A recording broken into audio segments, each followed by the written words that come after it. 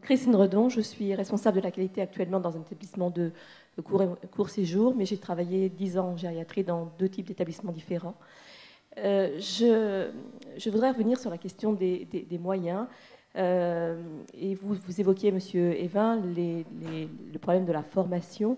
Les patients qui sont atteints de troubles d'Alzheimer nécessitent, même si on ne peut pas réduire à la question seulement des moyens humains, la question de la prise en charge, néanmoins une prise en charge de qualité nécessite des moyens qui vont être humains, architecturaux, qui vont être...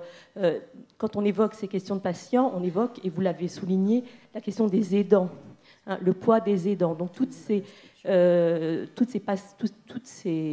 composantes en fait, nécessitent d'avoir derrière à la fois de l'humain formé, et quel va être l'accompagnement que vont offrir les ARS dans ces dispositifs d'accompagnement pour les patients âgés, à la fois au domicile et en institution, parce qu'en institution, on a parfois un petit peu plus de moyens.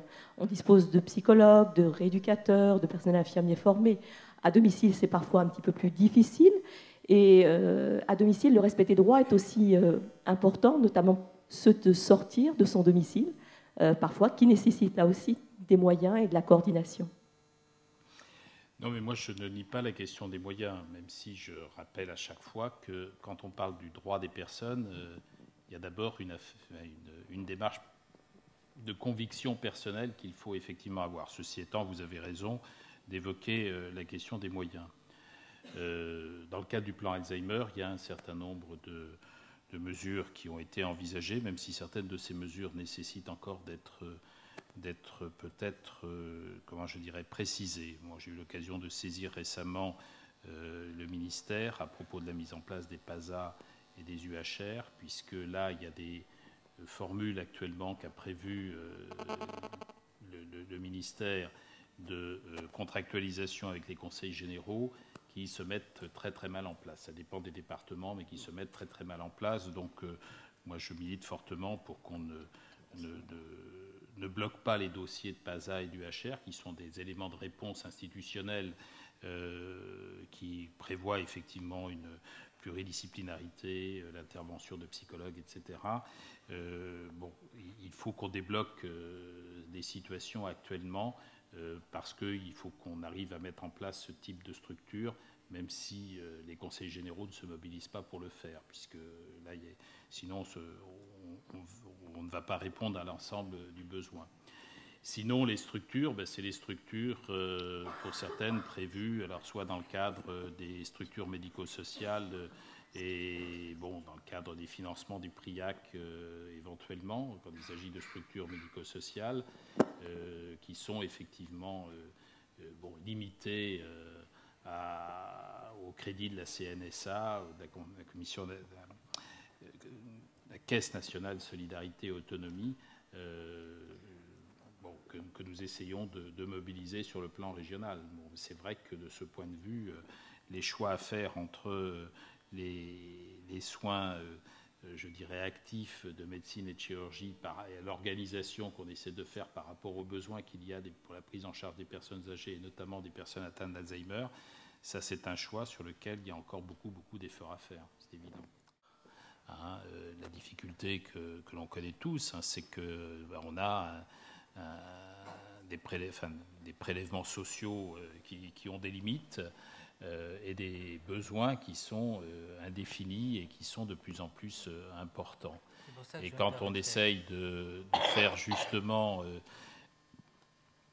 des recompositions, des restructurations, quand on essaye de mieux organiser les choses dans tel ou tel secteur, je pense à des dossiers un peu d'actualité en ce moment, c'est pas en général pour faire des économies, parce que de toute manière, les dépenses de santé continuent de progresser, c'est quand même de l'ordre de 5 milliards chaque année en plus, c'est pour essayer d'utiliser l'argent là où effectivement les besoins sont de plus en plus importants et nouveaux. Nouveaux par le fait qu'il y a une prise en charge qui n'était pas assurée suffisamment jusqu'à maintenant et qu'il faut assurer. Il y a tellement de besoins non couverts que, quand en tous les cas, moi, comme directeur de l'agence, je souhaite plaider pour l'efficience de la dépense, c'est pour essayer de veiller à ce que l'argent soit utilisé là où on en a le plus besoin. Et qu'on se pose à chaque fois la question de savoir que quand je dépense 1 euro, est-ce que je le dépense à bon escient. Et si je peux l'orienter vers des besoins nouveaux qui émergent, et je pense que le vieillissement de la population, à la fois sous ses différents aspects, est en effet pour nous une exigence de prévoir de redéployer des moyens au profit, au bénéfice de la prise en charge de ce vieillissement de la population. D'où l'exigence d'évaluation. Alors d'où l'exigence d'évaluation. L'évaluation est là pour effectivement non seulement garantir la qualité, mais garantir aussi l'efficience de la dépense. Et l'équité. Alors justement, c'était ma question de conclusion. Avant de commencer avec la première table ronde, le principe d'équité, on sait à quel point, bon, vous êtes juriste, vous avez fait un doctorat très très pointu sur les questions des droits des malades, mais vous avez aussi une grande réflexion éthique et philosophique. On a été, certains d'entre nous qui sont dans la salle, à un colloque sur le cerveau, priorité cerveau, la semaine dernière au Collège de France, et dans la partie introductive, une scientifique nous a présenté les différents investissements qui sont faits en termes de recherche et même de soins pour les différentes pathologies. Et on voyait que les maladies dites du cerveau étaient très sous-dotées par rapport au cancer, par rapport au VIH-Sida, bref, par rapport à d'autres pathologies.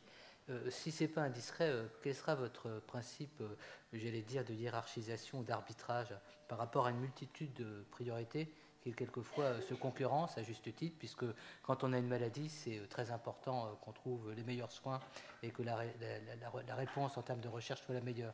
Comment vous allez, d'une certaine manière, mettre en œuvre le principe d'équité? Alors, nous sommes en train de commencer à y travailler au niveau des agences. D'ailleurs, ce n'est pas spécifique à l'Agence régionale de santé Île-de-France, puisque je rappelle que la loi Hôpital Patient Santé Territoire a prévu que nous élaborions un projet régional de santé. Et ce projet régional de santé, nous devrons le publier dans un peu plus d'1 an, maintenant, enfin dans 1 an, à la fin de l'année 2011. Et ce projet régional de santé, il va beaucoup plus loin. Les professionnels connaissaient les schémas régionaux d'organisation sanitaire, qui étaient des outils de planification des priorités et des besoins qui étaient uniquement centrés sur les établissements de santé. Il y aura des schémas d'organisation sanitaire, mais avant d'aborder la question des schémas d'organisation sanitaire, on va devoir élaborer un document stratégique. L'Agence régionale de santé Île-de-France est en train d'y travailler. C'est un document qui définira effectivement les grandes orientations et qui sera soumis à la concertation des différents acteurs.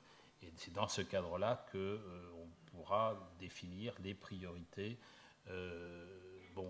Parce qu'effectivement, il faut hiérarchiser, ou en tous les cas, il faut préciser les objectifs que l'on poursuit. Je ne vais pas les afficher ici, parce que justement, ça nécessite débat. Parce que chacun peut arriver en disant « c'est moi qui suis prioritaire ».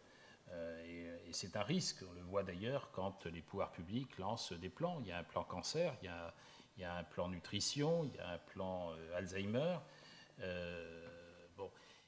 Donc pour moi, la définition d'une politique régionale de la prise en charge, de la prise en compte de la problématique d'Alzheimer, aussi bien dans les aspects prévention que dans les aspects prise en charge dans l'offre de soins, fait partie de ma démarche transversale, pour moi. Il y a d'autres sujets transversaux de ce type. Après la définition des priorités les uns par rapport aux autres, ça je souhaite que ça s'inscrive dans un débat collectif, parce que je ne souhaite pas que l'on puisse définir les priorités en fonction de ceux qui crient le plus fort. Il faut que vraiment on ait un débat, mais ce n'est pas d'ailleurs en général, c'est pas en général les porteurs des préoccupations des malades d'Alzheimer qui crient le plus fort. Ils sont pertinents quand ils interviennent, mais il faut que je prenne en considération l'ensemble et on définira ça dans le cadre du projet régional de santé. Monsieur le directeur, je crois que nous tous, nous attendons et nous espérons beaucoup. C'est vrai aussi que l'ARS existe, c'est mis en place depuis quelques mois seulement. Voilà, on a l'impression déjà que ça existe depuis très longtemps. Mais c'est pas vrai. Nous avons tous conscience de la grande révolution qui était la disparition de la barrière entre le sanitaire et le médico-social, et qui est tout nouveau aussi, qui est un regard tout nouveau, tout récent, ce décloisonnement. Donc il faut laisser aussi le temps à chacun des acteurs de poser ses marques, de poser ses repères, de mettre en œuvre les concertations nécessaires. Mais voilà, je suis profondément convaincue que vous saurez très bien faire ce partage avec de vous. l'équité. Avec vous. Merci en tous les cas, Claude Évin. Vous siégez dans les instants.